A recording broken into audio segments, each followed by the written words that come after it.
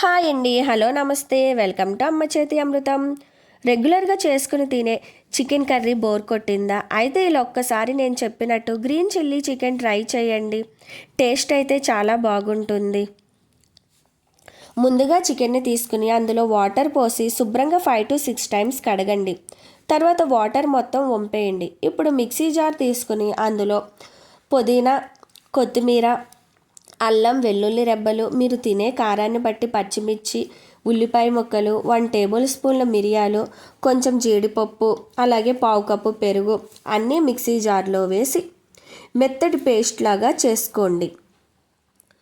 తర్వాత శుభ్రంగా కడిగిన చికెన్లో రుచికి సరిపడా సాల్ట్, అలాగే మిక్సీ పట్టుకున్న పేస్టు మొత్తం వేసి చికెన్కి కలిసేలా బాగా కలుపుకోండి. ముక్కకి బాగా పట్టేలా కలుపుకోండి.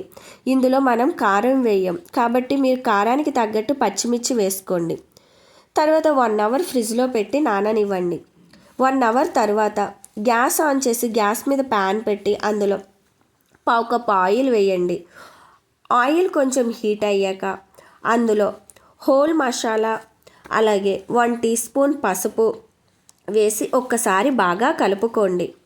తర్వాత అందులో ముందుగా నానబెట్టి పెట్టుకున్న చికెన్ని వేయండి.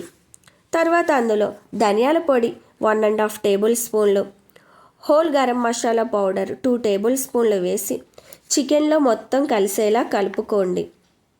అలా కలుపుకుంటూ ఆయిల్లో ఉండండి. తర్వాత మూత పెట్టి మగ్గనివ్వండి. చికెన్లో నుంచి వాటర్ వస్తుంది కాబట్టి ఆ వాటర్ సరిపోతుంది చికెన్ ఉడకడానికి. తర్వాత మధ్య మధ్యలో కలుపుకుంటూ మూత పెట్టి చికెన్ను ఉడకనివ్వండి. ఇలా ఆయిల్ పైకి తేలాక స్టవ్ ఆఫ్ చేసేయండి.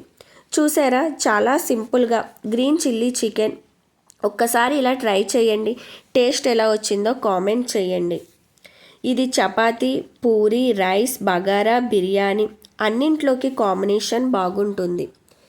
నా వీడియో కనుక మీకు నచ్చినట్లయితే నా ఛానల్ను లైక్ చేసి, షేర్ చేసి, సబ్స్క్రైబ్ చేయండి.